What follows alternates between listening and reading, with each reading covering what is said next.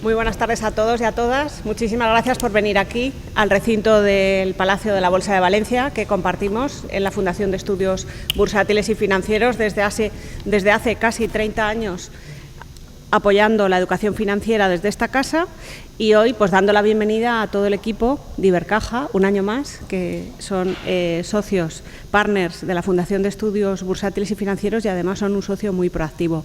Agradecer la presencia de la directora del Banco de España, que nos acompaña esta tarde, y además agradecer pues al que me acompaña en la mesa, don José Gil, director provincial de Valencia de Ibercaja, por haber confiado una vez más en la Fundación para la organización de este evento, con grandes gestoras y también con la gestora de Ibercaja, que ha sido recientemente premiada en varias categorías. Asimismo, pues agradecer a todos los participantes la presencia de hoy, y vamos a tener personas, como digo, de Ibercaja Gestión, también de BlackRock, de Invesco y de Robeco. Para la Fundación es un placer y un honor contar con una institución como Ibercaja, un banco con alma de caja, con más de 140 años de historia, que ofrece soluciones concretas a necesidades financieras de sus 3 millones de clientes, tanto particulares como empresas, y también del sector público. Tiene más de 1.200 oficinas en nuestro país, con un equipo humano altamente implicado, formado por más de 5.500 personas. Algunos de ellos están aquí, incluso además los conozco de la OPE de Valencia, un equipo estupendo. De esta entidad me gustaría destacar muchos temas, pero me voy a quedar con su profesionalidad, su cercanía, su compromiso social y territorial. Recientemente estuvimos celebrando la Jornada de Educación Financiera con la Fundación Ibercaja, hace apenas 15 días, ¿verdad? Ayudando a niños, ayudando a universitarios, ayudando a profesores, ayudando a personas que gestionan su pensión en el tema de la educación financiera tan importante. Desde Ibercaja prestan servicios financieros de alta calidad, como he dicho, a particulares, instituciones, autónomos y pymes. No quisiera dejar hablar también el compromiso de Ibercaja. Hay que destacar que es una empresa socialmente responsable, con líneas de actuación concretas en su política de responsabilidad social corporativa, que van más allá de la propia Fundación. Sin más, agradecer a todos su asistencia y ceder la palabra a don José Gil Domínguez, director provincial, Valencia de Ibercaja. Pues muchas gracias, Isabel. Muy buenas tardes a todos, bienvenidos. Un placer un año más que nos acompañéis, clientes, no clientes, compañeros, los invitados del equipo de lujo de Ibercaja y de las gestoras internacionales que nos vais a acompañar. ¿Qué nos une a nosotros esta tarde aquí? Pues sobre todo una preocupación, es decir, ¿cómo sacamos rentabilidad a nuestro dinero? ¿Qué nos une a casi todos aquí? El asesoramiento de nuestros clientes para conseguir sus metas con sus ahorros. Y en eso vamos a adelantar. ¿Qué tenemos? Un contexto con tipos de interés cero o negativos, que además parece que puede prolongarse en el tiempo. Incertidumbre geopolítica, que esto se repite todos los años.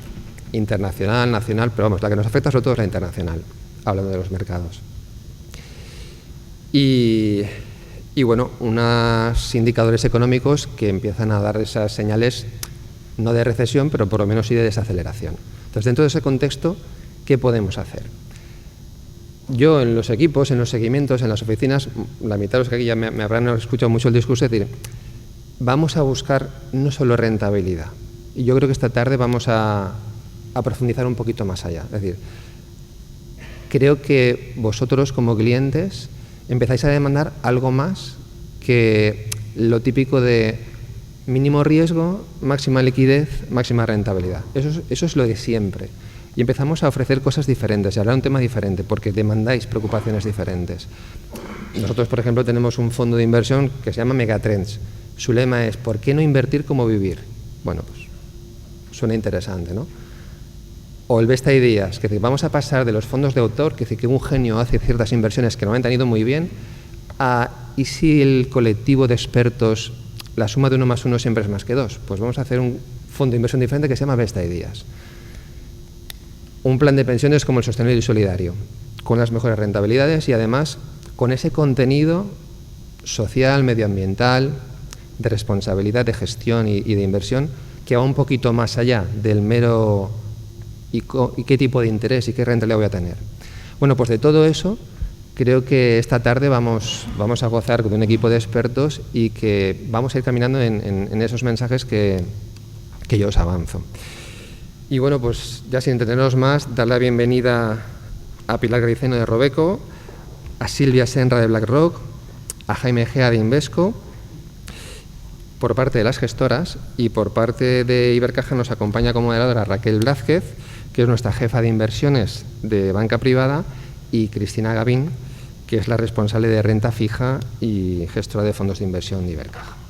Luego estáis invitados a un vino, ¿no?, aquí en este estupendo patio que tenemos en este palacio, en el cual estaré encantado de comentar las jugadas del partido, dudas, preguntas, lo que estiméis oportuno. No tengáis ningún problema en abordarme, que me encanta, que me preguntéis, que me digáis, y ese feedback os lo agradeceré mucho. Pues muchas gracias, Raquel, te dejo la palabra.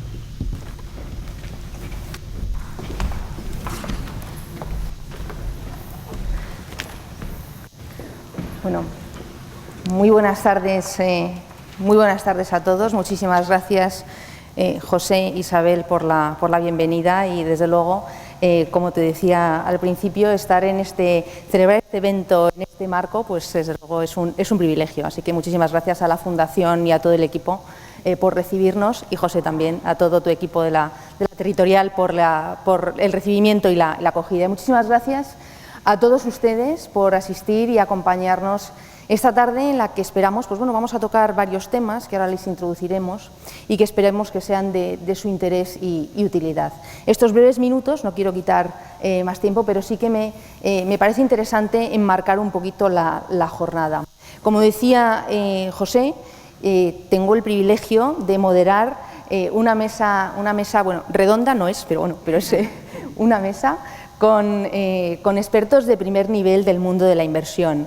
BlackRock, Invesco y Robeco son un claro exponente de las principales gestoras a nivel mundial de reconocido prestigio con las que colaboramos. Los equipos de inversiones, tanto de Ibercaja Gestión, aquí representado por mi compañera Cristina Gavín, como desde el equipo de inversiones de banca privada que hoy represento, con lo cual pues también mi agradecimiento, es un honor compartir la mesa con vosotros.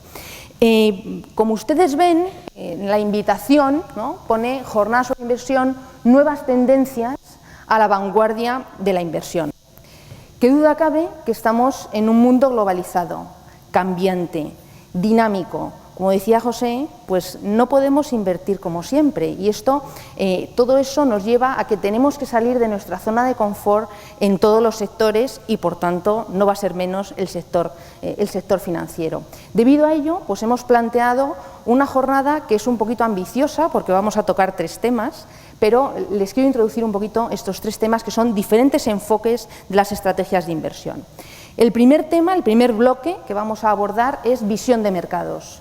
Qué duda cabe, pues, que teniendo a 4 expertos de primer nivel, pues es muy interesante saber cuál es su visión en estos momentos, pues, de incertidumbre, de volatilidad y demás. Ese va a ser el primer bloque.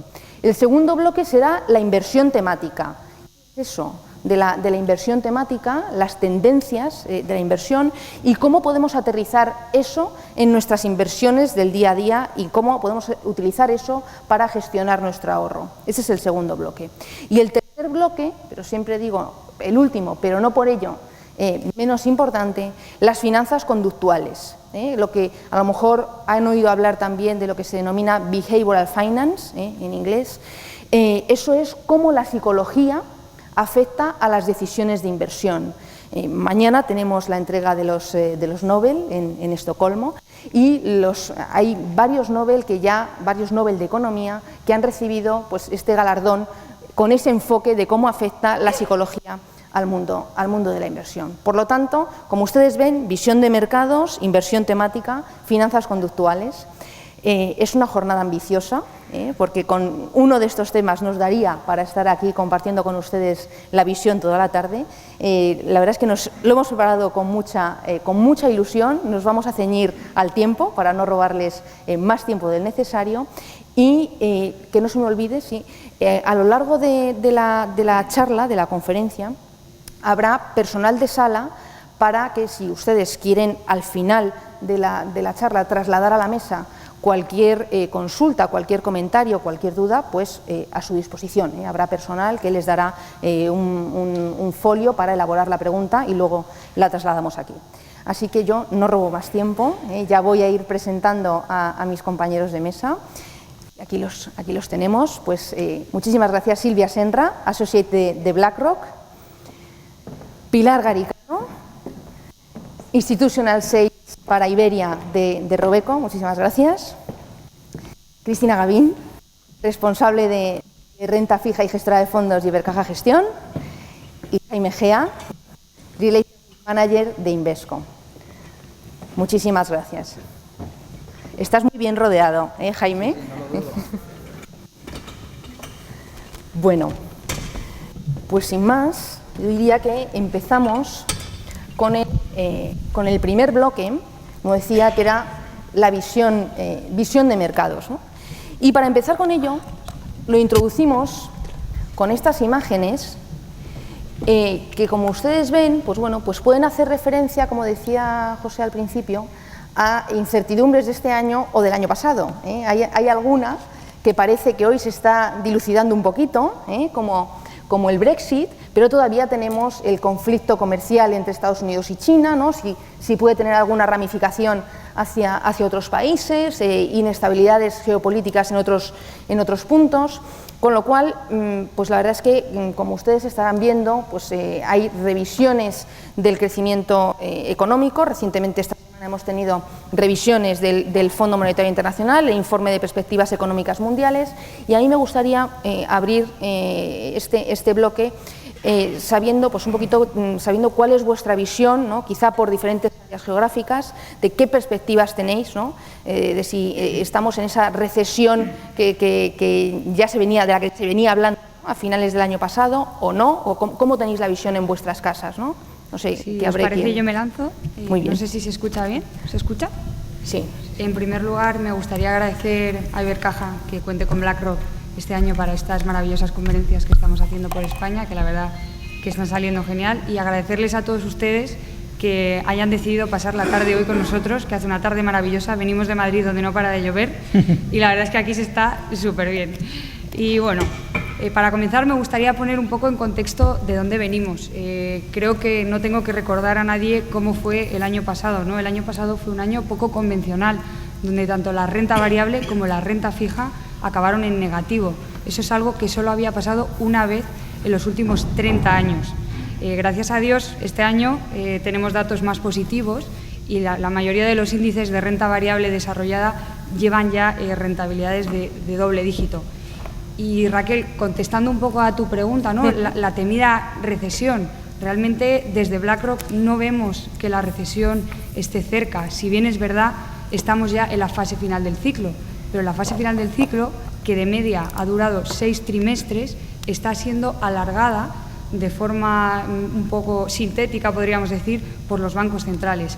Y además cabe destacar que en esta última fase del ciclo, ¿no?, que podemos pensar, me da miedo, me voy a salir del mercado, ya no voy a invertir.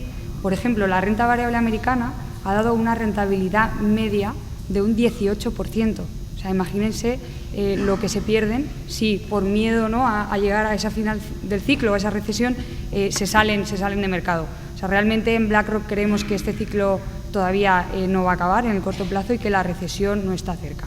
Si bien es verdad que este tono tan positivo se ve un poco nublado por algunas tensiones geopolíticas.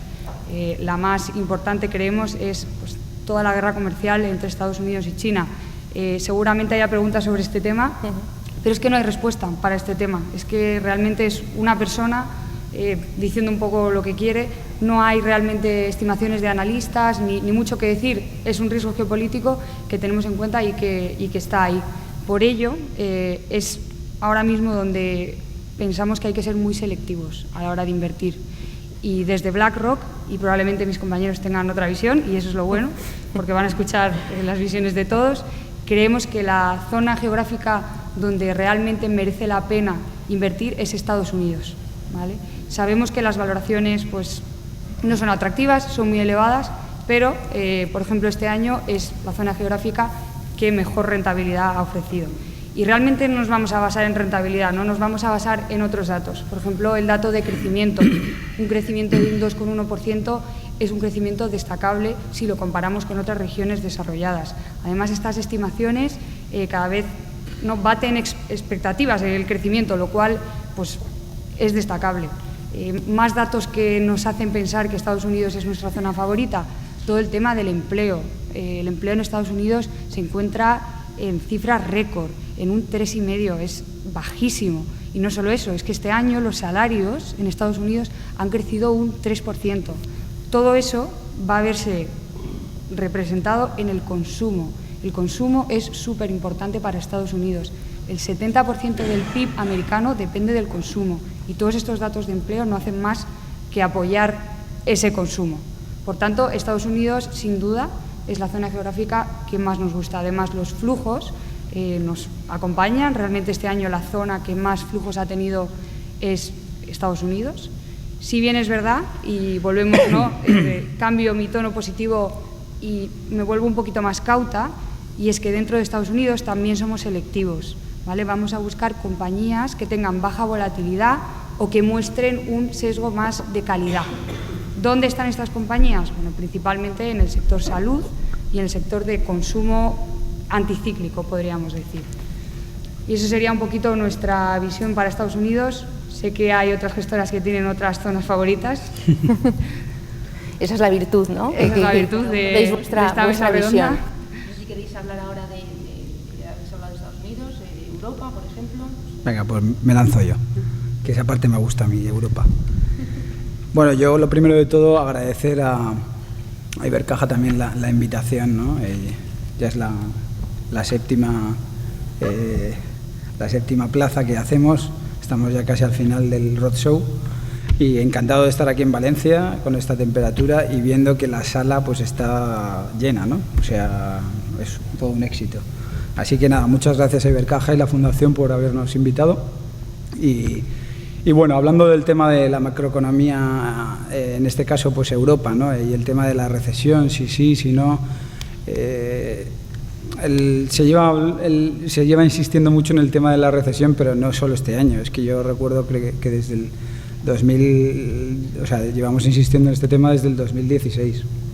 En 2017 se habla de este tema de la recesión, si en Estados Unidos va a entrar en recesión o no. Y claro, al final la economía son expectativas de confianza y si insistimos mucho en este tema, pues probablemente si la confianza se deteriora, pues probablemente entremos en recesión. Además de que las economías son cíclicas, ¿no? Pero desde Invesco, desde luego, viendo los datos macro, no vemos que vaya a haber una recesión en el corto plazo, ¿no? ¿Por qué? Porque Estados Unidos, en el caso de Estados Unidos, no hay un sobrecalentamiento de la economía. Desde la parte del crecimiento del crédito y del crecimiento del dinero no es excesivo, los números son estables, con lo cual no hay un sobrecalentamiento desde ese punto de vista. Entonces, lo que sí que estamos viendo pues es que la economía se está desacelerando a nivel global, es una desaceleración sincronizada, ¿no? En las economías desarrolladas y también en China, ¿no? Porque la economía son ciclos. Si fijamos un poco la vista en Europa y miramos los indicadores adelantados de confianza de la actividad empresarial, pues está más centrado en la parte de manufacturas, ¿no? Desde principios del 2018 los PMIs pues han ido cayendo por debajo de niveles de expansión, que es el nivel de 50, ¿no? Y estamos en la zona, pues una zona de recesión desde el punto de vista de las manufacturas, pero viene muy sesgada a la parte de la producción industrial de Alemania. El año pasado se hablaba del tema de las emisiones, muy focalizadas en el tema de las emisiones de CO2 y en la industria del automóvil, ¿no? Entonces esa parte se ha visto muy afectada, tanto la parte de Alemania como el resto, un poco afectada al resto de países de la eurozona. Pero si miramos en agregado el índice, no solo la parte de manufacturas, y vemos la parte de servicios está siendo muy fuerte. ¿Por qué? Porque tenemos una demanda doméstica muy fuerte, ¿no? Esa parte del consumo de servicios pues está en terreno de expansión, ¿no? Y al final en agregado estamos en una zona de expansión, ¿vale? Técnicamente se habla cuando hablamos de recesión y crisis financiera, pues, de recesión nos creemos que es crisis financiera o estamos viendo el pasado 2008-2009 y no tiene nada que ver. Un término recesión significa entrar técnicamente 2-3 trimestres consecutivos en crecimiento negativo y de momento en la eurozona no estamos en ese punto, ¿no? Estamos creciendo moderadamente con una inflación también muy por debajo del 2% del Banco Central Europeo, pero bueno, el mundo está desacelerando, eso sí que es verdad, ¿no? Y muy centrado en esa parte de manufacturas, muy sesgada también por la parte de la guerra comercial, ¿no? Y eventos geopolíticos que nadie puede controlar ni cuantificar. Pero bueno, ahí están también la actuación de los bancos centrales, ¿no? Que los bancos centrales pues están todos en modo expansivo, inyectando bastante liquidez al sistema, ¿no? Bajando los tipos de interés, dando préstamos de financiación a los bancos, bajando el tipo de los depósitos, un poco pues para apoyar esos bajos crecimientos más moderados e intentar conseguir ver esa inflación por encima del 2%, llegar al objetivo del 2%, ¿no? Que es un poco lo que quieren. Pero aquí hay un tema, y es el tema que es lo que están hablando un poco los jefes de los bancos centrales, ¿no? Y es políticas fiscales, gasto fiscal, ¿no? Esa parte pues ya le toca en Europa, en el caso de Europa, como somos distintos países, pues ya tiene que ser una política fiscal homogénea e intentar llegar a un acuerdo, pero claro, es un tema más complicado porque no tenemos la capacidad de cada país poder decidir si vamos a darle al gasto o no. Y luego además darle al gasto también lo que deriva en un mayor déficit y hay que financiar ese déficit. Entonces, bueno, se está pidiendo también temas de políticas fiscales porque los bancos centrales ya tienen pocas herramientas de actuación, ¿no? Entonces, bueno, pues esa parte de las políticas fiscales pues podría ser una herramienta más, ¿no? Y desde el punto de vista también del empleo, pues, o sea, al final en Europa estamos en niveles de pleno empleo. La tasa de paro está en el 7.7, si no recuerdo mal. El crecimiento de salarios está creciendo, menos que en Estados Unidos, pero hay crecimiento de salarios, con lo cual, pues, no vemos esa parte de recesión en el corto plazo, ¿no? Ahora insisto que las economías son cíclicas y entrar en recesión unos trimestres no implica tener una crisis financiera como en el 2008-2009. Y Pilar, desde Robeco que tenéis una expertise importante, ¿no? en la parte de emergentes, tradicionalmente pues, emergentes era uno de los motores, ¿no? Mundiales. ¿Cómo lo veis? ¿Ahora también les está afectando esa desaceleración o no? Muchas gracias Raquel, muchas gracias a todos. Un placer desde Robeco estar aquí. Efectivamente, mercados emergentes siempre es un activo interesantísimo, quizá ahora más que nunca. Primero, el atractivo relativo respecto a mercados desarrollados, pues creo que es bastante positivo, no solo desde el punto de vista macroeconómico, sino también desde el punto de vista microeconómico. Empezando un poco por arriba, un poco con el análisis top-down, con esa macroeconomía, pues siguen creciendo más. Es decir, el consenso estima un crecimiento en el Producto Interior Bruto para mercados emergentes de forma global en el 2020, pues en torno al 4,5%, frente a desarrollados que vamos a crecer pues raspado un 1,5%. La inflación también está en niveles mucho más sanos de lo que teníamos hace años. Hace años en mercados emergentes teníamos inflaciones absolutamente disparadas y ahora las inflaciones, pues la inflación media para el año que viene pues se está hablando en torno al 3%. Eso es muy importante porque una inflación mucho más controlada lo que permite es que los bancos centrales tengan ese margen de maniobra para poder recortar tipos y estimular de forma monetaria las economías emergentes. Por tanto, crecimiento, inflación están en una situación, podemos decir, quizá más saludable de la que tenemos nosotros en mercados desarrollados. Luego, muchos países emergentes han hecho realmente los deberes. Estamos viendo pues, balanzas en superávit por cuenta corriente en prácticamente todas las economías, quitando pues, puntualmente a lo mejor Turquía o Sudáfrica. Tienen reservas bancarias bastante elevadas y en muchísimos casos están implementando reformas estructurales de verdadero calado que están girando bueno, pues, un poco la perspectiva de todos estos países. Eso desde el punto de vista macroeconómico. Por supuesto, mercados emergentes, siempre tenemos pues, muchos países dentro. Estoy hablando un poco desde el punto de vista de la globalización. Hay muchas casuísticas, pero vamos a asumir un poco en líneas generales lo que estamos hablando. Desde el punto de vista de valoración, nos estamos encontrando con que mercados emergentes está cotizando pues a unos niveles 25-30% de descuento respecto a mercados desarrollados. Es verdad que mercados emergentes siempre ha cotizado con un descuento histórico, pero ha sido en torno al 10%, es decir, estamos más baratos de lo que suele ser normal respecto a mercados desarrollados y efectivamente, como hemos comentado, con unas características macroeconómicas que poco a poco han ido mejorando y en relativo, bueno, pues son interesantes. Nos falta el componente de los beneficios. Como siempre digo, al final los beneficios, las revisiones de beneficios es lo que realmente bueno, pues motiva a la renta variable.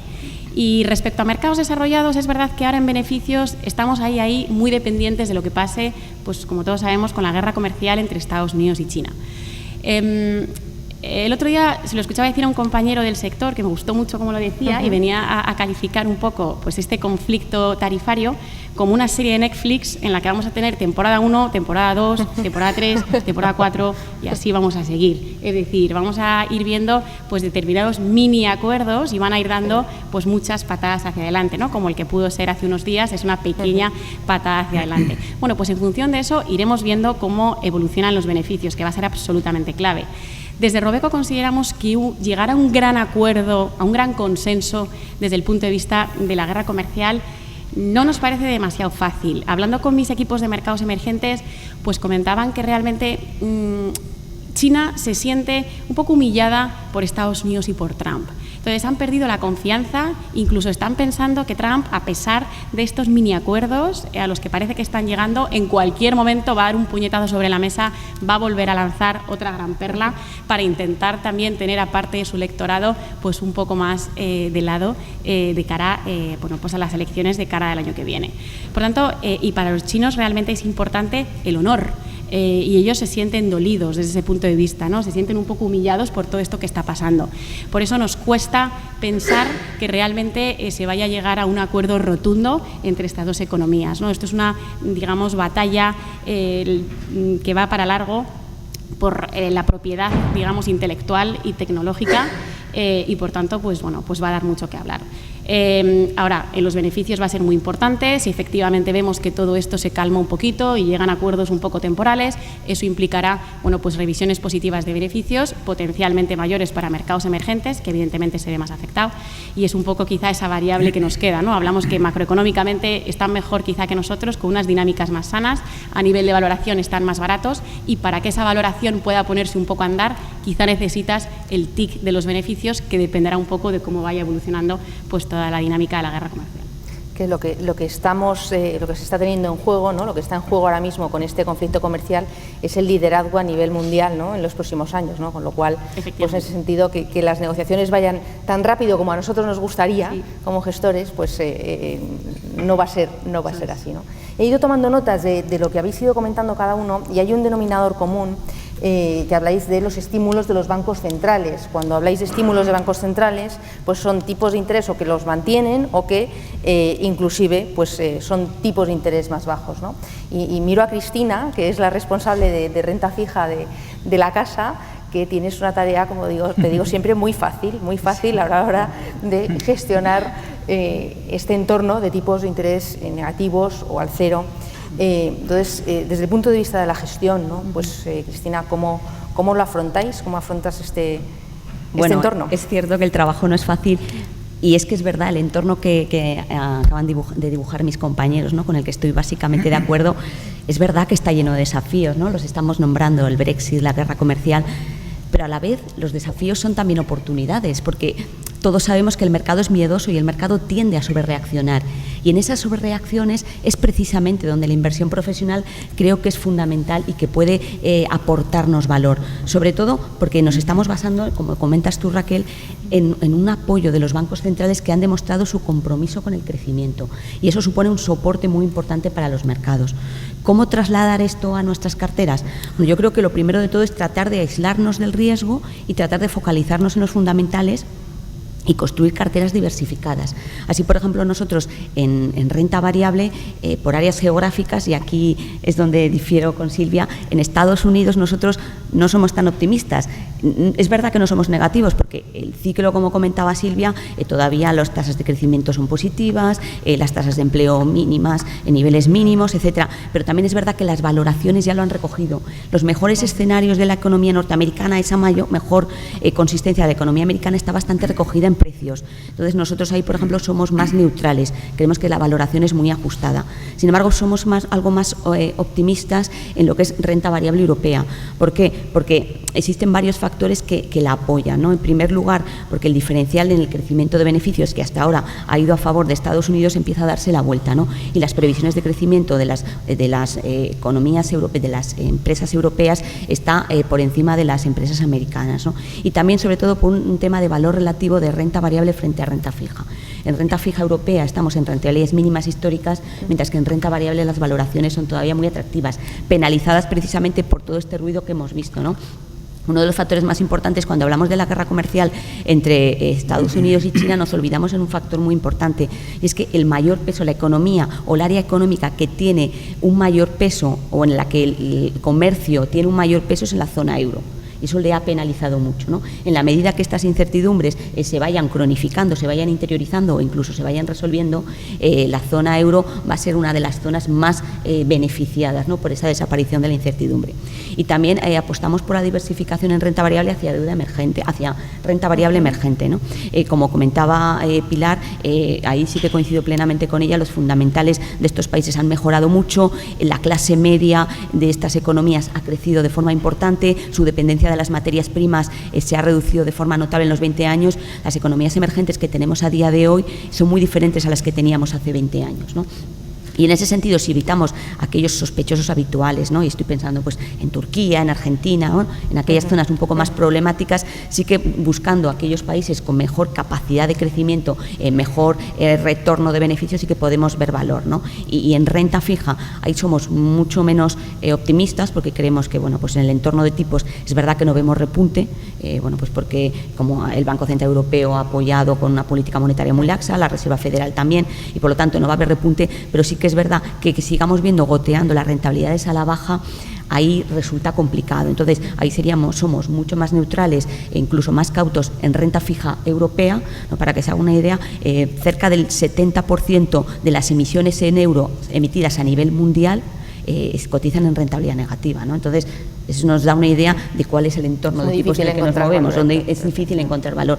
Por eso sí que vemos la diversificación hacia deuda emergente, tanto en moneda local como incluso en divisa fuerte, ¿no? Fundamentalmente tanto en dólar como en euro, sobre todo en aquellos países que tienen menor dependencia de la financiación exterior, que tienen capacidad de crecimiento y donde pues su dependencia de las materias primas se ha ido reduciendo, ¿no? Entonces ahí sí que creemos que construyendo una cartera diversificada con todos estos mimbres sí que pueden aparecer oportunidades interesantes de inversiones donde la gestión profesional es donde tiene que jugar un papel fundamental, sobre todo en entornos cada vez más complicados. Bueno, pues yo creo que nos habéis dado una pincelada magnífica de mercados. Me quedo con dos ideas que las pongo en común antes de pasar al siguiente bloque, ¿no? Habéis comentado más o menos consenso, ¿no? de desaceleración global, pero no recesión en el corto plazo por los estímulos de los bancos centrales, el mayor crecimiento todavía y la aportación positiva de los emergentes.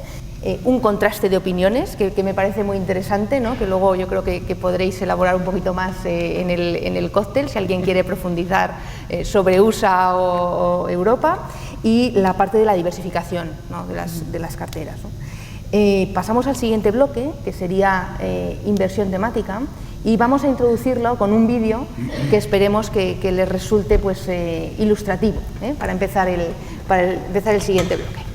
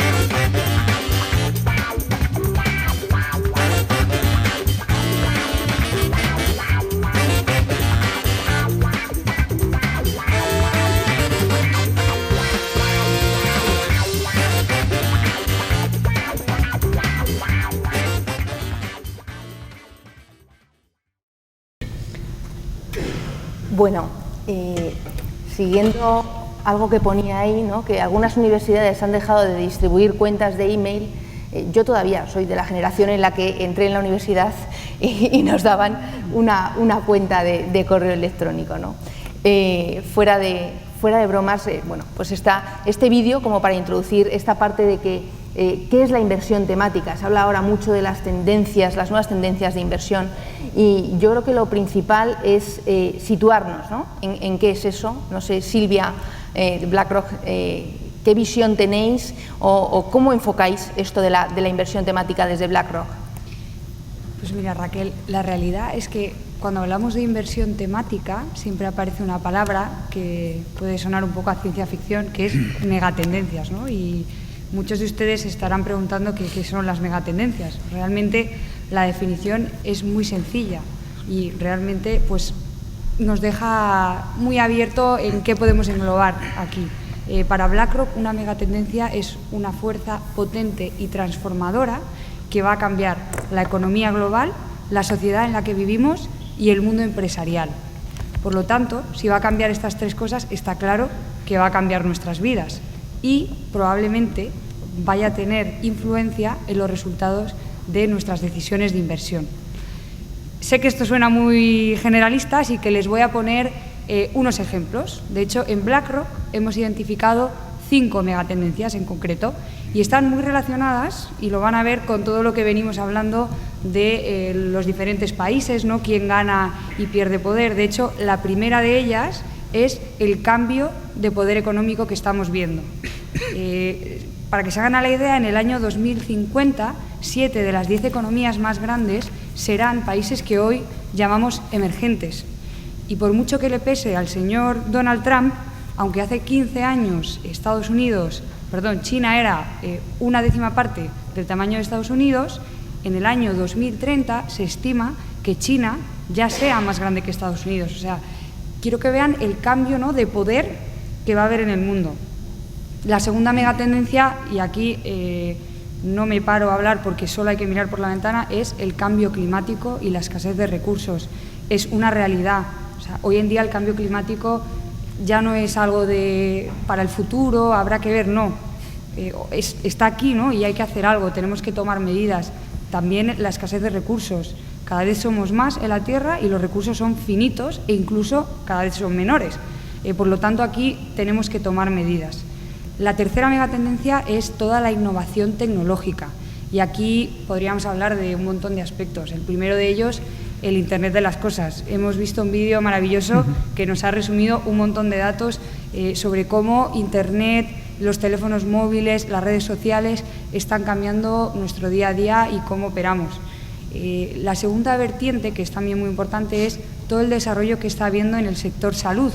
Es verdad que cada vez somos más, cada vez vivimos mejor, y es súper importante que esta tecnología de alguna forma tenga un efecto positivo en cuánto vivimos, ¿no?, y cómo de bien vamos a vivir.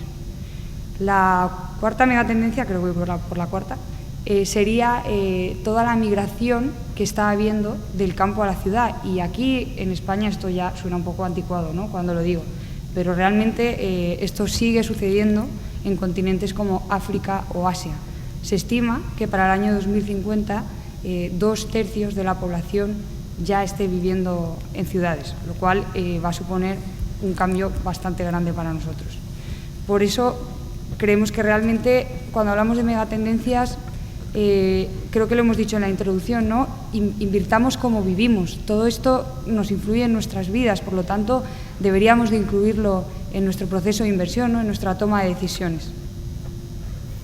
Sí, yo creo que la verdad es que, como comentas, no es una moda, ¿no?, porque muchas veces en el mundo de la inversión hablamos de modas y se pone en boga pues un concepto, hablamos mucho y luego desaparece, ¿no? Yo creo que esto va más allá y es un tema transversal, ¿no?, que toca diferentes sectores y se centra más en una filosofía de inversión que trata de buscar, ¿no?, un crecimiento sostenido a largo plazo, a medio y largo plazo, con independencia del ciclo económico. Eso tratamos nosotros también desde el equipo de inversiones de banca privada de implementarlo en las carteras, y me gustaría, como podíamos hablar de muchísimos sectores, ¿no?, pero me gustaría traer a la mesa dos de las megatendencias en donde vemos más potencial y que estamos implementando nosotros también en las carteras, como son el consumo global y la transformación digital. Aquí, pues no sé si Cristina y Jaime nos pueden ilustrar los dos. Yo me lanzo a hablar de consumo. A mí hablar de consumo me gusta mucho, y no por lo que pueda parecer, sino porque al final cuando hablas de consumo lo que estás hablando es de personas. Estás hablando de consumidores presentes, pero sobre todo de consumidores futuros. Y es que hay una realidad impepinable, y es que cada vez somos más personas en el mundo y cada vez vivimos mejor. Y déjenme que les dé un par de datos estadísticos que para mí resultan muy reveladores. Cada segundo hay una persona que abandona la extrema pobreza, pero durante ese mismo segundo 5 personas pasarán a formar parte de la clase media, entendiendo la clase media como aquellos que ganan entre 10 y 100 dólares al día, ¿vale? Esto tiene dos consecuencias muy importantes, ¿no? Una primera consecuencia que nos debe alegrar a nivel social, como seres humanos, como humanidad, y es que la calidad de vida de la gente está mejorando, se está incrementando. La clase media se incrementa cada año en el mundo en 160 millones de personas. ¿Dónde están esas personas? Lo podemos adivinar muy fácilmente con todo lo que estamos hablando ahora y lo que ha comentado Silvia, sobre todo en las zonas emergentes. Dentro de las zonas emergentes, sobre todo en la zona asiática y fundamentalmente en China e India. Y hay una segunda, les decía, hay dos consecuencias. Una esta y la segunda es que nos debe alegrar como inversores. Y es que esta clase media tiene una capacidad de consumo brutal. En el año 2018 el consumo de la clase media fue de en torno a 35 billones con B de dólares. Pero es que para el año 2030 se estima que este dato se habrá más que duplicado. O sea, háganse una idea de qué efecto va a tener este consumo sobre las compañías que se dedican a vender compañías de consumo, ¿vale? Sobre las empresas que venden productos de consumo. Porque además, al hilo de lo que decía Silvia, en este desarrollo de la clase media se está produciendo ese trasvase que vemos de población desde medio rural hacia medio urbano. Y ahí los patrones de consumo cambian de forma considerable. Empezamos a consumir muchos tipos de productos, se empieza a consumir muchos tipos de productos que hasta ahora no habíamos visto, o que ellos no habían visto, ¿no? Y a lo mejor para nosotros resulta ejemplos muy tontos, pero yo creo que son bastante representativos. Estamos hablando de consumos tan básicos como la pasta de dientes, como estamos hablando como los yogures de sabores, pero es que luego nos podemos ir al consumo de automóviles, productos de lujo. Se está desarrollando un consumo de productos más aspiracional, ¿no? Claro. Un consumo aspiracional, como dices, productos de lujo, autos. Bueno, y si hablamos de tecnología, imagínate las posibilidades ahí, yo creo que se disparan, ¿no, Jaime? Sí, el tema del tecnológico, bueno, pues ya lo hemos hablado, ¿no? Este es un cambio que no lo va a parar.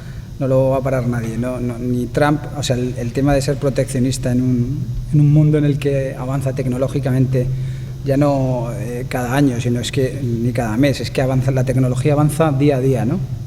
Entonces esto está produciendo una serie de cambios muy disruptivos a la hora de cómo se está cambiando el comportamiento de los consumidores, ¿no? Desde el punto de vista, pues, de cómo consumimos ocio, cómo viajamos, cómo consumimos música, cómo consumimos publicidad, cómo consumimos televisión, ¿vale?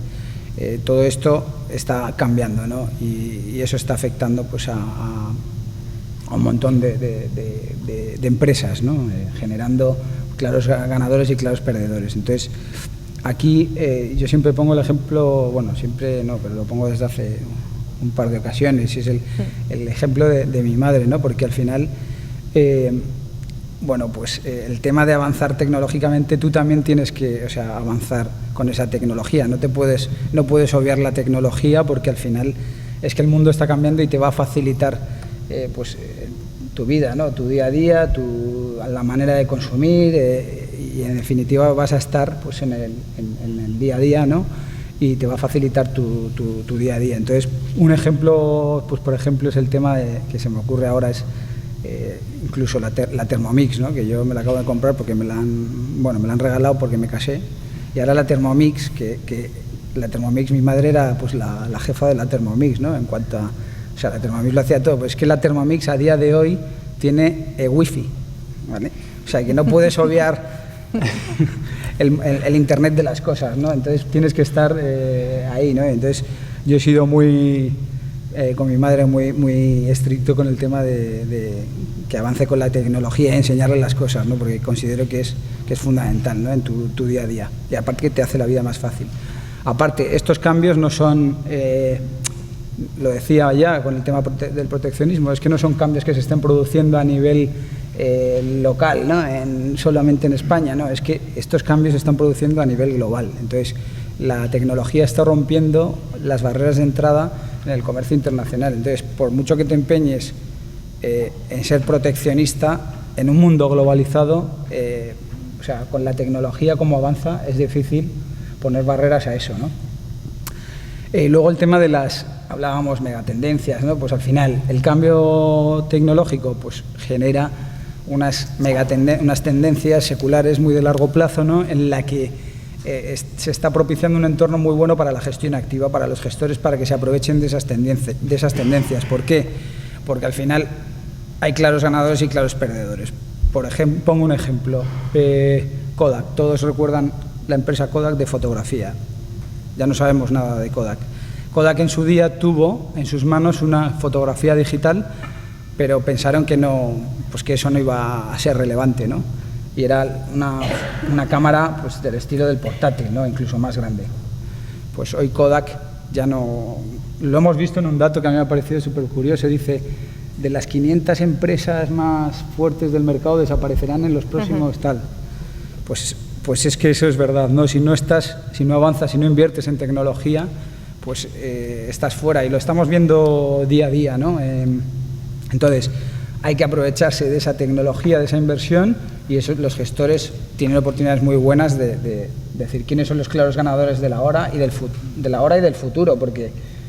Sí, efectivamente, por eso nosotros en tema de consumo, nosotros donde apostamos es por ganadores, por consumidores globales, por productores globales con capacidad de fijación de precio y capacidad de penetración, ¿no? Y aquí enlazo un poco con lo que comentaba Raquel sobre el consumo aspiracional. Yo siempre pongo el mismo ejemplo cuando hay un gran evento deportivo, una final de la Champions o alguna Olimpiada, etcétera, de repente siempre van las cámaras de televisión, bueno, pues algún poblado perdido en alguna zona, y de repente ves a niños muy pequeños que están jugando en la tierra, pero que llevan la camiseta de Ronaldo, de Messi, o no llevan unas deportivas de mercadillo, no, se han comprado las Nike, ¿no? Se enlaza con todo esto, con este tipo de esta clase media, este nuevo consumidor, lo que va a buscar este tipo de productos. No va a querer el café soluble de cualquier marca, ¿no? Se va a comprar su máquina Nespresso.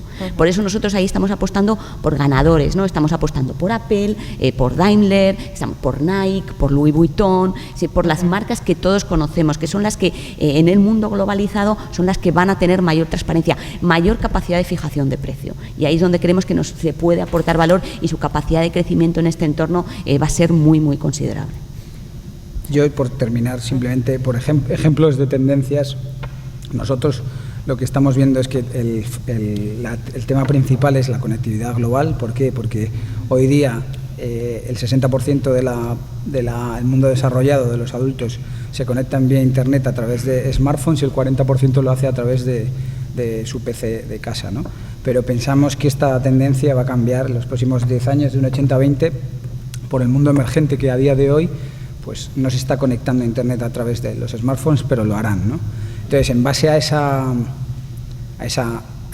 temática principal, que es la conectividad, vemos muchas tendencias. Por ejemplo, el tema del e-commerce, ¿no? Que esto es un poco drama decirlo, pero es que es así.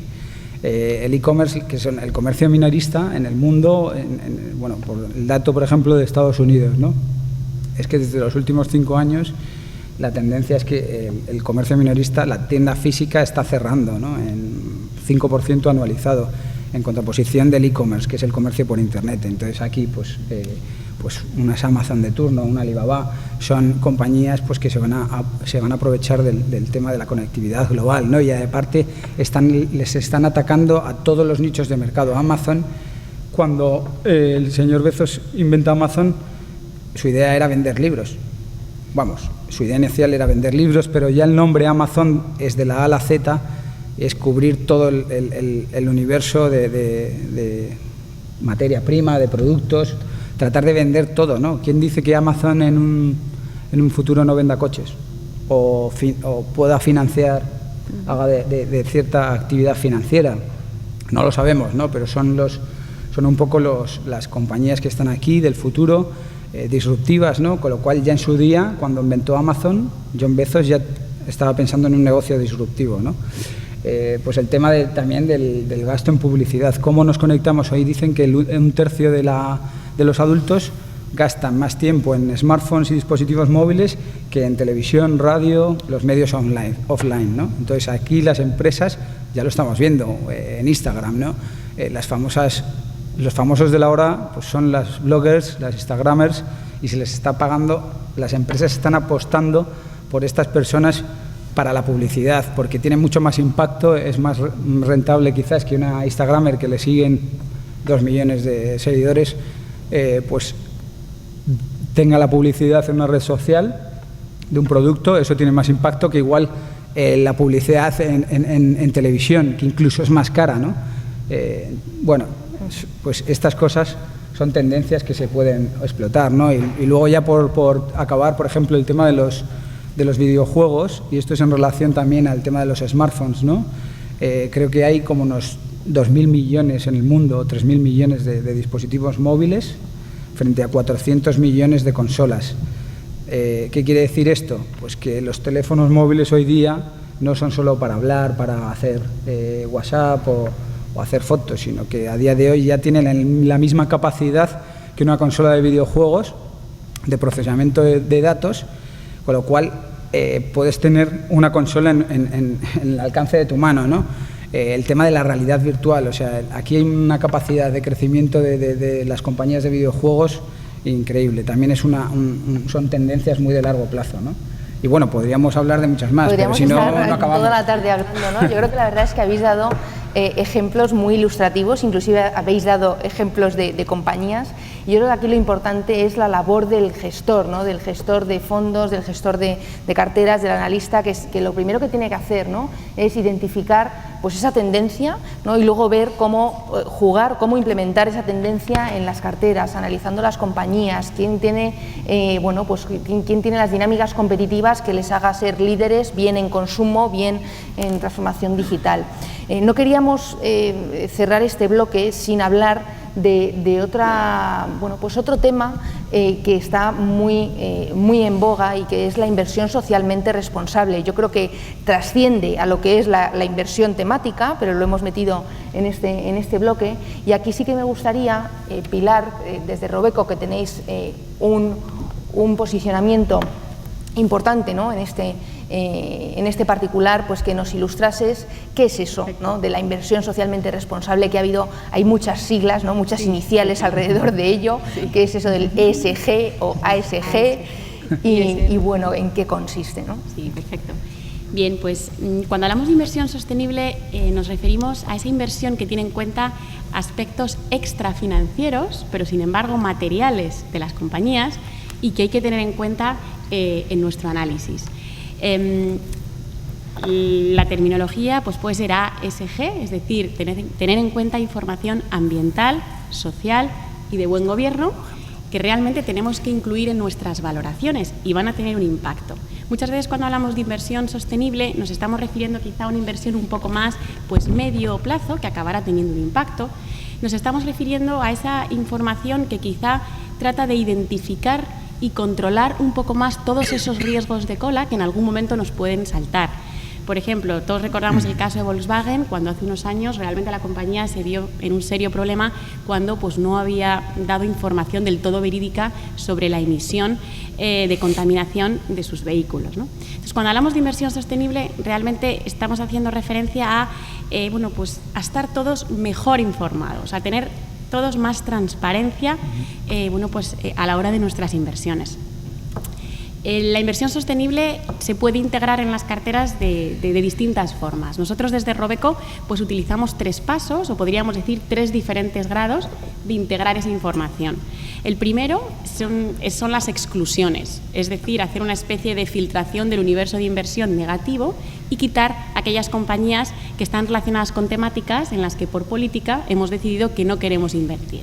Por ejemplo, en Robeco pues no invertimos en compañías relacionadas con contratos militares, con armas de fuego, no invertimos en tabaco, no invertimos en alcohol, no invertimos en apuestas, no invertimos en compañías que estén, digamos, yendo contra el Tratado de Global Compact de Naciones Unidas, o no invertimos en aceite de palma, ¿vale?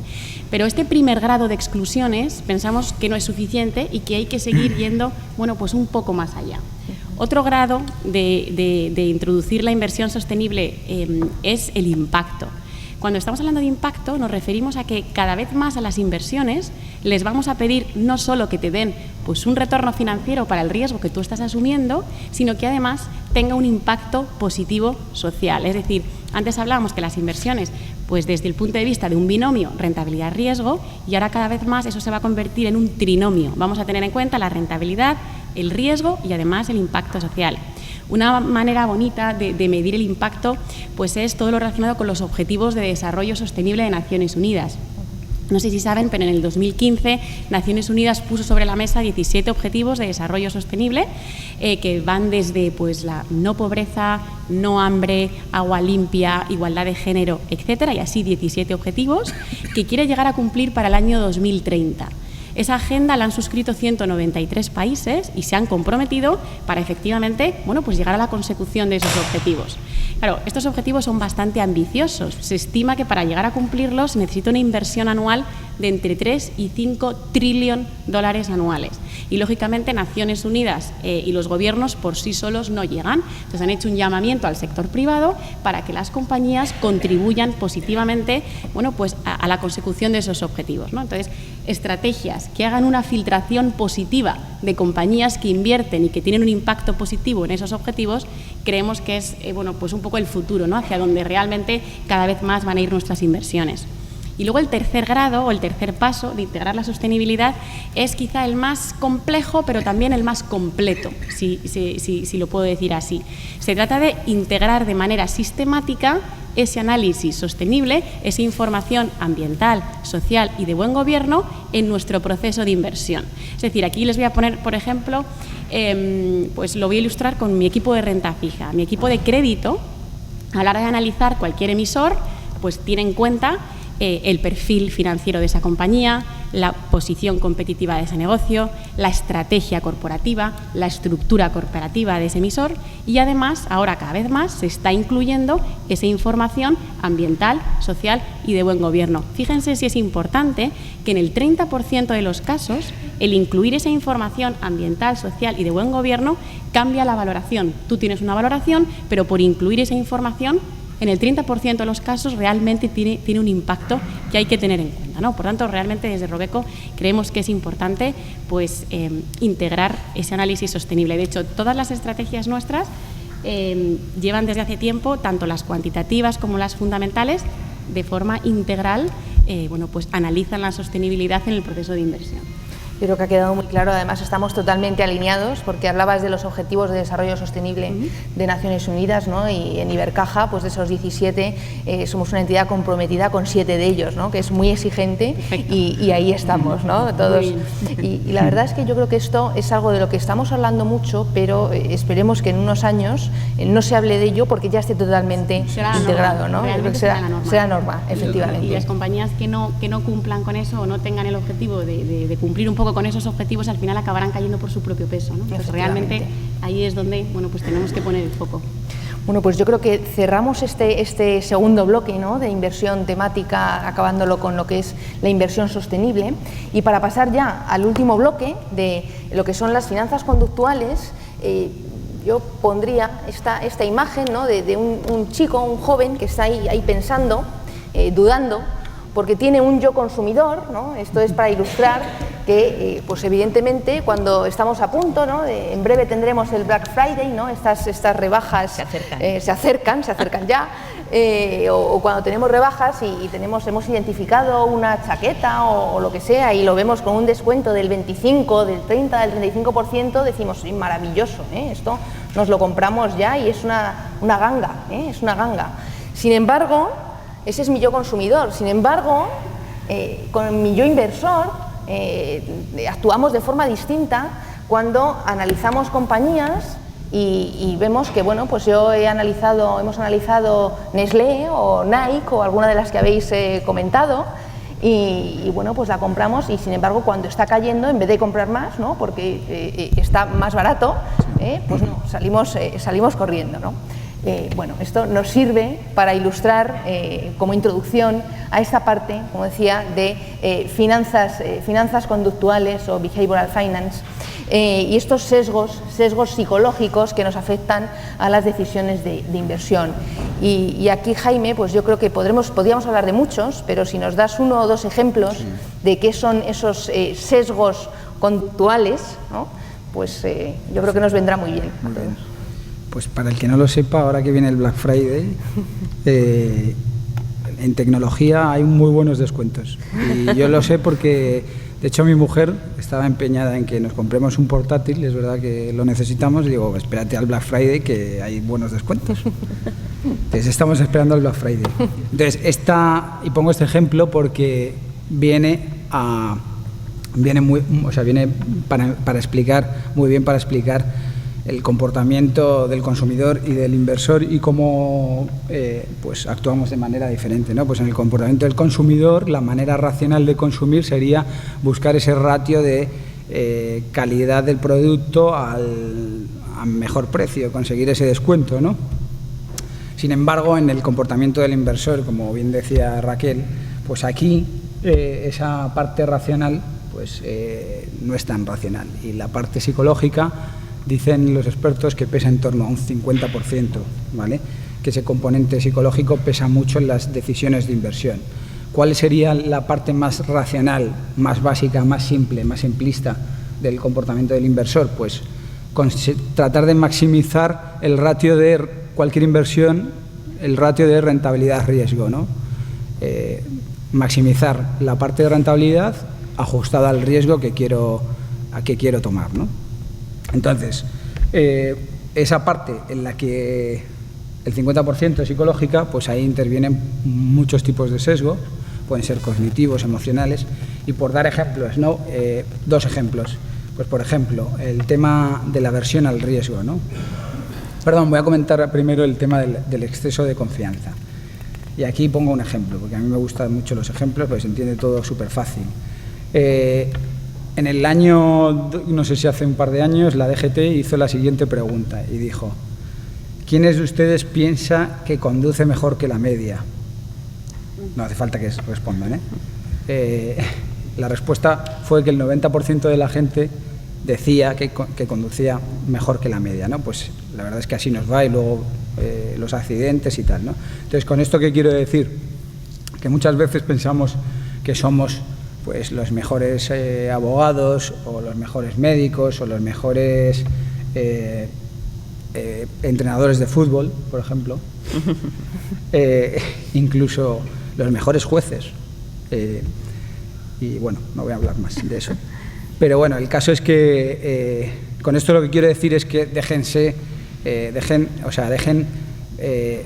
confíen, ¿no? en el asesor financiero, ¿no? Que es el que está en el día a día, ¿no? Y es el que sabe y que tiene los conocimientos de la macroeconomía, de la microeconomía, los posibles riesgos, conocen su perfil de riesgo, le hace su planificación financiera, con lo cual confíen en él, ¿no? Porque a veces nos dejamos guiar por nuestros propios criterios. Entonces aquí tratamos, al final lo que incurrimos es en sesgos de sobreestimar pues el pronóstico de nuestra inversión o la calidad de la información, y muchas veces lo que hacemos es subestimar los riesgos de esa posible inversión. Entonces, bueno, pues ahí podríamos poner un ejemplo de un sesgo, ¿no? Que es el exceso de confianza. Y otro sería la aversión al riesgo. ¿Qué es esto? Esto es la diferencia, la asimetría que existe entre asumir una ganancia o asumir una pérdida. Les pongo un ejemplo. En un mercado normal, en el que la bolsa puede subir más 10 o puede caer un 10%, pues en el lado de la ganancia, cuando llevamos un 10% en una inversión, tendemos a cerrarla, ¿no? Sin embargo, cuando llevamos un 10%, y fíjense que es el mismo número pero cambiado de signo, muy simple, pero no reaccionamos igual. ¿Por qué? Porque cuando llevamos perdiendo un 10%, esperamos a ver si en algún momento recuperamos ese 10% y se convierte o en cero o incluso le ganamos, ¿no? Entonces, aquí utilizaría lo de más vale pájaro en mano que ciento volando, ¿no? Y sin embargo, en una situación extrema de mercado, como por ejemplo el año pasado, y sobre todo el cuarto trimestre del 2018, pues aquí, claro, cuando el mercado está cayendo lo que caía, pues ya aquí nuestra reacción es huir del mercado como si estuviésemos corriendo detrás de un león, ¿no? Entonces, eso es otro sesgo en el que incurrimos, ¿no? Aquí lo que quiero decir es que si hubiésemos esperado, si hubiésemos aguantado, si analizamos un poco lo que está sucediendo, pues en tan solo un mes y medio, 2 meses del año pasado, hubiésemos recuperado nuestra inversión, ¿no? Hubiésemos recuperado esa pérdida, incluso, y ahora le estaríamos ganando dinero, ¿no? Entonces, pues ahí tienes otro sesgo, ¿no? Otro sesgo que es la aversión al riesgo. Esto es muy fácil decirlo. Lo sé. Pero luego sufrirlo, porque ¿no? tenemos ese componente del 50% ahí que está raca. Sufrirlo es más difícil, ¿no? Pero sí que es verdad que, por ejemplo, ahora BlackRock nos va a comentar un estudio que tienen con datos empíricos, ¿no? De cómo sí que mantener la calma en momentos de volatilidad, ¿no? En momentos de incertidumbre de mercado, pues sí que tiene un efecto positivo a largo plazo, ¿no? Y yo creo que es muy ilustrativa esta pantalla, ¿no? Sí, exacto, Raquel. Y es que dicen que una imagen vale más que 1000 palabras. Entonces, yo lo que he querido es traer un ejemplo para que vean lo que pasaría si intentan tener la bola de cristal, ¿vale? Un poco generado por esta aversión al riesgo, lo que intentamos hacer constantemente es evitar las pérdidas, ¿no? Entonces nos salimos de mercado y pensamos que sabemos cuándo hay que salir, ¿no? Y entonces estamos constantemente entrando y saliendo y realmente lo que estamos haciendo es perder rentabilidad, y yo se lo voy a demostrar. Lo que tenemos ahí es una inversión potencial de $100.000 en renta variable americana, porque ya saben que a mí me gusta mucho Estados Unidos, durante los últimos 20 años, ¿vale? Si el inversor se hubiese mantenido invertidos los 7.300 días de esos 20 años, hubiese ganado un 200%, es decir, hubiese multiplicado su inversión por 3. Veis que tiene casi $300.000, ¿vale? Ahora vamos a ver qué pasa si ese inversor se pierde de 7.300 solo los 5 mejores días de mercado. ¿Qué pasa? Automáticamente su rentabilidad pasa a ser la mitad. Es verdad que gana un 100%, pero está perdiendo la mitad solo por perderse 5 días. Entonces, ¿realmente nos compensa el intentar hacer este market timing que se llama, o intentar tener la bola de cristal? No nos compensa. Me voy más a la derecha, a las barritas amarillas. Hemos dicho que son 7.300 días. Solo con perderse los 20 mejores días, 20 de 7.300, es muy poco. Si nos hubiésemos perdido los 20 mejores días, es que hubiésemos tenido una rentabilidad negativa, hubiésemos perdido un 7%. Entonces, ¿realmente compensa estar intentando hacer market timing o intentando adelantarnos al mercado? No. Realmente lo que consideramos es que la mejor opción es mantenerse invertido e incluso hacer inversiones periódicas. Yo creo que es súper ilustrativo, ¿no? Como has dicho, una imagen vale más que 1000 palabras, ¿no? Pilar, desde Robeco, ¿cómo enfocáis el behavioral finance, las finanzas conductuales, ¿no? ¿Desde qué punto de vista? Ahí. Sí, pues yo quería llevarme, para ilustrarlo, el cuento famoso de la liebre y la tortuga, que ahí está, al terreno bursátil, ¿vale? No sé si recuerdan pues esa historia de la liebre y la tortuga, cuando discutían sobre cuál de las dos era más rápida. Entonces llegaron un día que dijeron, vamos a recorrer esta distancia y vamos a ver quién gana. Entonces la liebre, pues sale corriendo de forma veloz, le saca mucho terreno a la tortuga, de tal manera que, pues se burla de ella en el camino, se para a descansar y en un momento se duerme. Y entonces es cuando la tortuga, paso a paso, despacio, tranquila, acaba pues superando a la liebre y llega antes a la línea de meta, ¿no? De este cuento podíamos sacar en su día pues 2 conclusiones. La primera, nunca hay que burlarse de los demás y al final el ser engreído pues te puede hacer perder la carrera. Y la segunda, pues que la tortuga paso a paso, despacio pero con buena letra, de forma constante, con esfuerzo, realmente acaba ganando la carrera. Pues esto nos lo llevamos al mundo de las inversiones. En Robeco hemos escrito mucho, hay mucha academia al respecto, gestionamos también basándonos en esto, en muchas de nuestras estrategias, y es que realmente las acciones de menor riesgo acaban haciéndolo mejor que las acciones de mayor riesgo. Estudios bastante pues profundos demuestran cómo realmente una cartera de acciones de baja volatilidad a lo largo del ciclo lleva a hacerlo mejor que una cartera de acciones de alta volatilidad. Y eso además te permite dormir mejor por las noches, porque realmente ese mayor rendimiento va acompañado también de un menor nivel de riesgo, ¿no? Entonces pueden pensar, ¿esto cómo puede ser tan bonito para ser verdad, ¿no? ¿Y por qué realmente? Pues es al contrario, todo el mundo parece sentirse atraído por el lado más oscuro y más arriesgado del mercado de valores. Bueno, pues bien, aquí hay una serie de tendencias conductuales, y es que muchas veces los inversores se les mide contra un índice de referencia, y aquí entra un poco el concepto relativo del riesgo. A un inversor profesional tiende a medírsele respecto a un índice en un periodo concreto de tiempo. Entonces ellos tienen que batir a ese índice de referencia. Muchas veces es más fácil batir al índice de referencia metiéndote en acciones que en un momento dado, pues puedan realmente tener un tirón más fuerte. A esos mismos inversores profesionales muchas veces se les mide en un periodo de tiempo corto, tiende a ser un año, ¿no? Al final tu sueldo va pues en función de si realmente has batido al índice de referencia o no. Y eso realmente va contra una de lo que decía Einstein. Einstein decía una de las 8 maravillas del mundo es la capitalización compuesta. El estar enfocándote en un espacio tan corto de tiempo, realmente estás pasándote por encima pues el hecho de esos intereses que se van capitalizando con el tiempo, y al final realmente es el rendimiento del rendimiento. No llegas a tener, pues si tú cortas eso y te miden en un año, pues realmente pues te estás perdiendo todo ese efecto del interés compuesto. Y luego muchas veces las acciones de alta volatilidad tienen ese efecto de lotería, que es en plan, oye, si acierto realmente pues puedo ganar mucho dinero. Entonces un poco pues por todas esas, tendencias conductuales, al final pues tienes esa anomalía, y realmente desde Robeco consideramos que invertir pues en acciones de menor volatilidad, con alta rentabilidad por dividendo, que son un poco más tranquilas, pues a lo largo del ciclo tu rentabilidad ajustada sobre el riesgo pues será mejor que invertir en acciones de alto riesgo.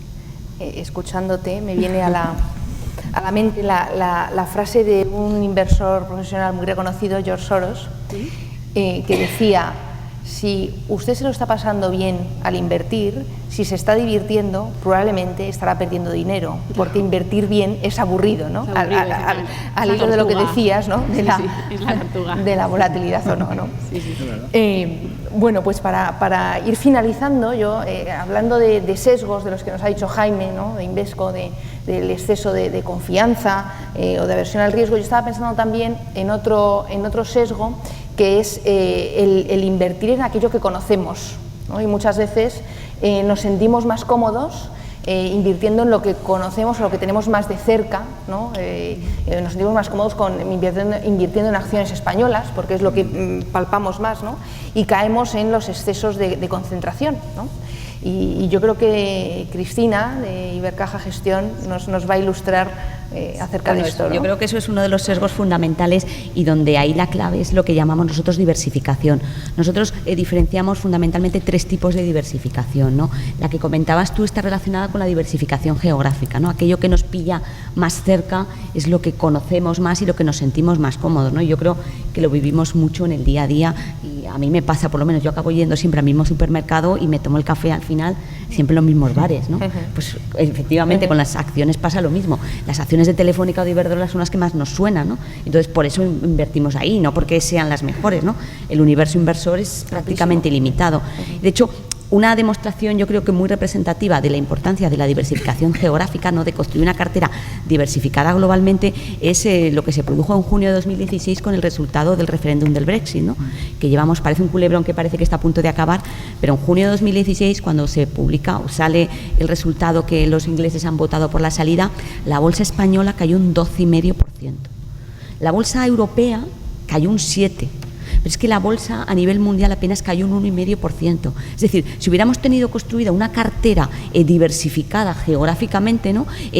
Ese shock externo que fue muy importante para Europa, pero no tanto a nivel mundial, pues hubiera pasado mucho más desapercibido, ¿no? Hay muchos focos, hay muchos shocks externos, a veces geopolíticos, a veces económicos, a veces temas de desastres naturales, etcétera, que afectan a zonas geográficas, mientras que en otras pasan prácticamente desapercibidos, ¿no? Por eso para nosotros la diversificación geográfica Creo que es un elemento fundamental. Hay otro elemento importante que nosotros defendemos dentro de diversificación, que es la diversificación por tipo de activo. Y esto se ve muy bien en este gráfico que hemos puesto. Los activos, nos guste o no nos guste, no son consistentes a lo largo del tiempo, sino hay activos que un año lo hacen muy bien y otro año lo hacen muy mal, precisamente porque están condicionados por factores que no son controlables, que son externos. Entonces, ¿cuál es la clave? La clave, construir una cartera que tenga diferentes tipos de activos, activos que tengan una rentabilidad descorrelacionada entre ellos, y eso nos permite, es verdad que nos resta rentabilidad potencial en un año concreto, pero en el medio y en el largo plazo sí que te permite construir una cartera más sólida, ¿no? Porque te mitiga sobre todo las caídas, ¿no? Ahí hemos comparado los diferentes tipos de activos que existe, bolsa americana, bolsa europea, high yield, inmobiliario, etcétera, y lo hemos comparado con una cartera nuestra de renta mixta, ¿no? Con un peso en renta variable entre un 40 y un 65%. Vemos como a lo largo de los años los activos están ordenados, desde el año 2013 hasta el año 2019, están ordenados por mayor a menor rentabilidad. Vemos como activos que un año estaban muy arriba, como el inmobiliario en 2014, hay otros años que acaban en la parte baja de la tabla, es decir, activos que unos años han sido los ganadores, otros años han sido los perdedores. Como decía Silvia, no tenemos la bola de cristal, no sabemos cuál va a ser el factor que va a hacer que un activo se convierta en el mejor activo del año. Si construimos una cartera diversificada con todos los activos en diferente peso, veremos que nuestra cartera es verdad que no va a estar la primera en la clase, no va a ser la primera, no va a ser la más lista, pero es verdad que tampoco va a ser la que peor lo hace, ¿no? Vamos a tener una rentabilidad en la parte alta media del rango y sobre todo que va a ser consistente y sólida en el medio y largo plazo, ¿no? Con lo que enlaza con lo que dice Pilar. Tenemos que buscar carteras que tengan menor volatilidad, una diversificación que nos permita mitigar la volatilidad para que nuestra rentabilidad potencial sea mayor, ¿no? Y por último, sí que no me quiero alargar mucho, pero sí que destacar un tercer tipo de diversificación que muchas veces pasa desapercibida y que para nosotros también es muy importante, que es la diversificación temporal, ¿no? Y aquí creo que todos nos sentimos identificados, ¿no? Cuando tú tienes unos ahorrillos y dices, bueno, voy a invertir en bolsa porque esto no lo voy a necesitar. Dices, bueno, pues es que lleva la bolsa 3 días subiendo. Bueno, pues voy a esperar un poco porque seguro que esto cae. Y cuando caiga, entonces ya entro. Cuando lleva 3 días cayendo, dices, es que lleva 3 días cayendo, es que esto a lo mejor sigue cayendo. Oye, mira, me voy a esperar y cuando vea que empieza ya a recuperar algo, pues entonces ya entro. Bueno, es que podemos estar así hasta el final de los días y no entraremos nunca. Si construimos una cartera, hacemos un plan progresivo de inversiones a lo largo del tiempo, es verdad que no cogeremos los precios más atractivos, pero tampoco cogeremos los niveles peores. Es decir, construiremos un nivel de precios medio, razonablemente atractivo y que nos proporciona unos niveles de entrada que son positivos y que en el medio y largo plazo nos da un potencial mayor, ¿no? Entonces, creo que son las 3 patas de la diversificación que forman, que desde un punto de vista de sesgo conductual también nos afectan y creo que hay que tener en cuenta a la hora de tomar decisiones de inversión. Bueno, pues yo creo que enfoques muy interesantes, ¿no? Y recomendaciones muy interesantes y muy útiles, ¿no? Como decimos muchas veces, es fácil decirlo, pero difícil implementarlo cuando se está sufriendo, ¿no? con este ruido e incertidumbres de mercado.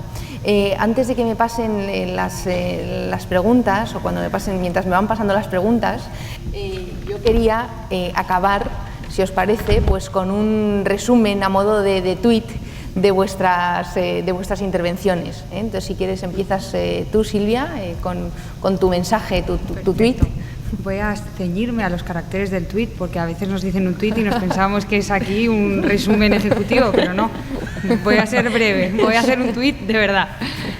A mí me gusta mucho la Fórmula 1, aunque no me pegue nada, pero me encanta. Entonces mi tuit va a ser que la carrera continúa, pero vienen curvas. Sí, desde luego. Pero vienen curvas. Así que asegúrense estar en el podio con la ayuda de Ibercaja. Bien, muy bien. Muy bien. Muchas gracias. ¿Mi tuit, voy? Sí. Pues mi tuit sería, su dinero puede hablar. Un poco lo que hemos comentado, que las inversiones cada vez más van a ir en la dirección de, bueno, pues no basarse solo en ese binomio rentabilidad-riesgo, sino que será en ese trinomio rentabilidad-riesgo y un impacto social positivo en la sociedad, ¿no? Y hacia ahí vamos sin lugar a dudas. Fenomenal. Bueno, el mío, al hilo de lo que estaba comentando ahora, hagan que la diversificación sea su compañera de viaje en las inversiones, porque desde luego en el medio y en el largo plazo será la mejor solución. Y el mío, que no sé si me he pasado en caracteres, espero que no. Y es que en momentos de volatilidad, de incertidumbre, de ruido, llámenlo como quieran, hay que intentar abstraerse de esa volatilidad, que además la volatilidad es nuestra amiga, no es nuestra enemiga, porque si no, no tendríamos este mercado. Entonces, abstráiganse del mercado y traten de confiar en su asesor financiero, que es el que hace su planificación financiera y conoce el mercado, ¿no? Muy bien. Yo no voy a decir tuit para no alargar más. Me han pasado varias preguntas. Como vamos bien de tiempo, voy a hacer dos de ellas, y las que por lo que veo tienen como temas más comunes. Si hay algo que no decimos, pues luego estaremos en el cóctel a su disposición. Lanzo la pregunta y quien quiera responde. Nos dicen, leo literal, con el estímulo de los bancos centrales, ¿nos abocamos a tasas de crecimiento e inflación bajas, moderadas, de forma permanente?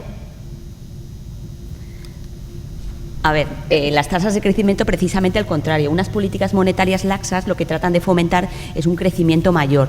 ¿Por qué hacen esto? Cuando el Banco Central Europeo penaliza a los bancos porque depositen su dinero en sus reservas, es decir, a cualquier banco, cuando deposita su dinero en el Banco Central Europeo le está cobrando un menos 0,50. ¿Qué trata de incentivar con ello? Lo que trata de incentivar es que los bancos presten su dinero, que fomenten el crédito, que inviertan, que den créditos al consumo, a la inversión, a las empresas, y que estas empresas y estos consumidores empiecen a consumir, empiecen a gastar, y eso debería apoyar el crecimiento. Por lo tanto, al revés, una política monetaria laxa debe apoyar un mayor crecimiento, y de hecho ha sido el soporte del crecimiento en Europa durante los últimos años, gracias a la actuación del Banco Central Europeo, a esa política monetaria comprometida, esa política monetaria que nosotros llamamos procíclica, lo que nos ha permitido evitar en algunos momentos la recesión, ¿no?, las tasas de crecimiento negativa. Y el tema de precios, teóricamente, la teoría económica nos dice que la política monetaria, a medida que inyectamos dinero en la economía, los precios deberían subir, ¿no? ¿Qué ocurre a día de hoy? Que estamos en un entorno de precios muy diferentes, un entorno macroeconómico muy diferente al que hemos conocido, donde los precios no solamente no suben, sino que incluso bajan. ¿Por qué? Porque todas estas megatendencias que hemos estado contando, la tecnología, la globalización, etcétera, que ha hecho que el mundo esté cada día más conectado y, por lo tanto, la competencia sea cada vez mayor. Lo que hablábamos de Amazon, ¿no? Ahora las empresas que producen tienen que competir, tienen que ajustar sus precios. No pueden subir mucho sus precios porque si no saben que va a haber otro competidor que vía Internet va a conseguir vender su producto. Es decir, nuestro mercado ahora mismo es el mundo. Entonces, ya no existe una competencia dentro de un país, sino la competencia es todo el planeta, con lo cual cada uno tiene que ajustar sus costes. Y por eso yo creo, y esto ya es una reflexión personal, que vamos hacia un mundo donde los precios no van a tener el nivel de crecimiento que han tenido a lo largo de las últimas décadas. Yo no hablo de deflación, como hemos tenido en Japón, en otros países, pero sí que creo que vamos a entrar en una época de desinflación, es decir, de inflaciones moderadamente bajas, ¿no?, que se van a mover a lo mejor en torno al 1% y que vamos a estar ahí durante mucho tiempo. Yo estoy de acuerdo, o sea, no sé si alguien... Bien, pues si queréis decimos la última pregunta, es muy concreta. Perspectivas para el año 2020, ¿dónde invierto en renta fija y renta variable y cómo lo pondero? Sí, yo bueno, me lanzo yo, venga, va. Venga, casi nada. Es fácil, ¿eh? A ver, Jaime. Bueno, de las perspectivas, perspectivas. Bueno, no voy a decir nada porque no tengo una bola de cristal y no sabemos lo que va a suceder. Lo que hemos dicho es que pues la macro a día de hoy pues tiene crecimientos, la inflación es una inflación modesta y están esos bancos centrales apoyando a la economía para que el ciclo siga, ¿no? Entonces todo esto depende un poco de una de las grandes economías, que es Estados Unidos, que no entre en esa recesión y pues que continúe ese superciclo en el que, por cierto, es el ciclo de Estados Unidos más grande de todos los tiempos. Y luego, desde el punto de vista de renta fija y renta variable, hombre, con los tipos como están, yo prefiero tener renta variable de cara al largo plazo, porque hemos hablado así de diversificación, de largo plazo, de volatilidad reducida, de ESG, hemos hablado de un montón de cosas, de temáticas. Entonces, donde vemos crecimiento a día de hoy y rentabilidades interesantes es en la renta variable. Ahora bien, en el espectro de la renta fija también. Lo que pasa que no hay que tener sesgos, no hay que tener sesgos hacia Europa, que es lo que nosotros conocemos, o solo hacia la renta fija española, sino que hay que tener una cartera muy diversificada, ser muy dinámico, muy activo en la gestión de la renta fija y poder tocar también, que lo ha dicho muy bien nos lo has dicho muy bien, el tema de la diversificación por activo, ¿vale? Y la diversificación temporal por activo. Dentro de la renta fija hay muchos tipos de renta fija, ¿no? Siempre hablamos de deuda pública, pero también tenemos deuda privada, tenemos deuda high yield de compañías que tienen un elevado apalancamiento, elevado endeudamiento, deuda emergente. Dentro de deuda emergente tenemos en moneda local, en moneda dura, en dólar, en euro. Es decir, el abanico de inversor dentro de renta fija, desde luego, si queremos ceñirnos, yo estoy con Jaime en que es necesario una cierta diversificación y movernos hacia activos con algo más de riesgo, ¿no? Nosotros apostamos por carteras con un mayor peso en renta variable, pero sí que es verdad que para inversores que solamente quieran renta fija, la diversificación hacia este tipo de deuda de high yield y deuda emergente creo que es fundamental, porque como decía, en deuda europea es que prácticamente todas las curvas están en rentabilidad negativa, con lo cual ahí hay poco que rascar a día de hoy. Aquí, efectivamente, totalmente de acuerdo con lo que comentáis, ¿no? Y la ponderación sería poco serio por nuestra parte, ¿no? Dar una ponderación. Va a depender del perfil de riesgo, del perfil de riesgo del cliente. Del perfil de riesgo. Ahí la labor de su asesor o su gestor de inversiones, conforme a su perfil de riesgo, su horizonte temporal y sus necesidades financieras y personales, ¿no? A corto y medio plazo, pues es quien mejor va a determinar cuál es ese mix, ¿no? de esa diversificación de activos que comentamos, ¿no? Bueno, pues yo creo que para ceñirnos al tiempo, damos paso al cierre de la jornada. Yo agradeceros a todos vosotros pues esta mesa y dar paso a Nacho Corominas, responsable de banca privada de Arco Mediterráneo, para que nos haga el cierre de la jornada.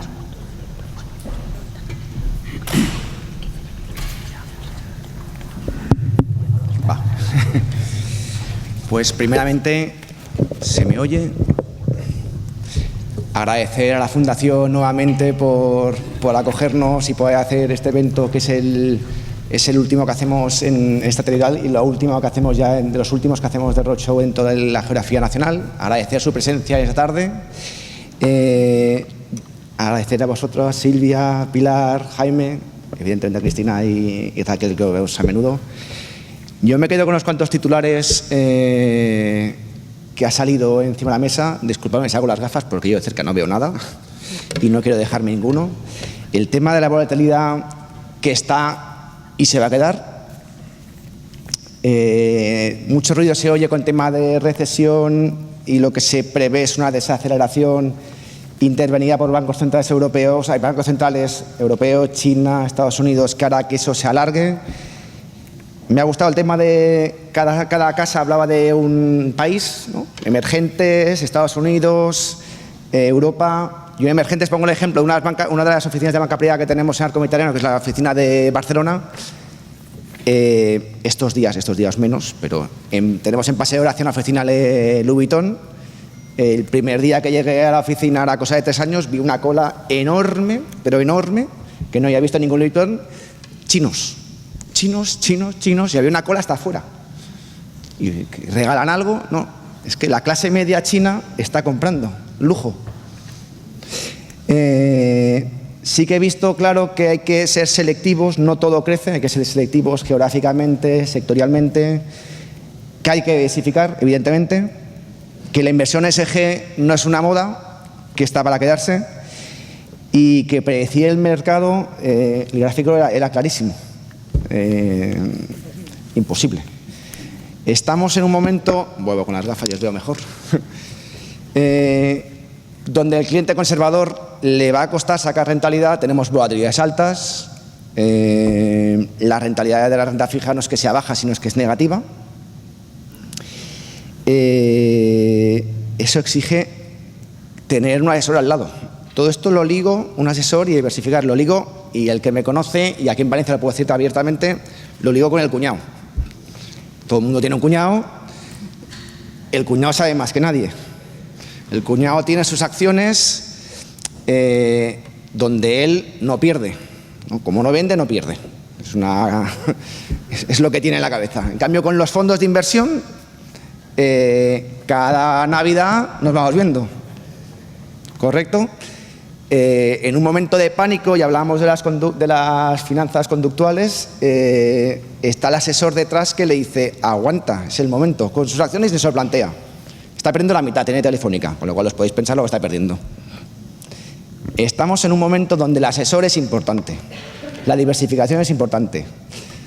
En Ibercaja no solo asesoramos en el patrimonio financiero, hay que tener las tres patas. Pisos, donde en España estamos sobreponderados, el tema de liquidez con fondos de inversión, empresarial y planes de pensiones fuera.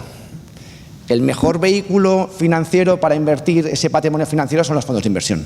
Ni acciones, ni bonos, porque te permite diversificar. No puedo entrar en China directamente, tiene unos costes muy elevados. Si entro es porque tengo mucho patrimonio. Con lo cual, el mejor vehículo actualmente para entrar y diversificar y tener eso al lado es un fondo de inversión. Entonces, sí que es verdad que al cuñado le digo, tú tienes que invertir en función de que puedas dormir por la noche. Es la máxima que le pongo siempre. No me quiero enrollar más porque el cuñado me daría para muchas charlas, pero sí que deciros que en Ibercaja somos líderes del sector financiero en diversificar y en tener estructurado el ahorro. El 46% de nuestro ahorro, de vuestro ahorro, está en fondos de inversión. Nuestra gestora es nuestra bandera. Somos líderes en el sector. Nosotros somos expertos en asesorar. Tenemos 20 oficinas aquí en Valencia, tenemos gestores de banca personal más que profesionalizados y expertos y formados, y tenemos en la oficina de la calle Lauria, capitaneada por Amparo Belenguer, que la tenemos aquí delante, para asesorarle en todo lo que ustedes quieran. Nada más. Gracias a todos de nuevo por su presencia. Fuera tenemos un pequeño agape con un pequeño vino. Estamos encantados en recibir preguntas, cuestiones, tanto a José Gil como a nosotros. Y nada más. Muchas gracias de nuevo. Gracias.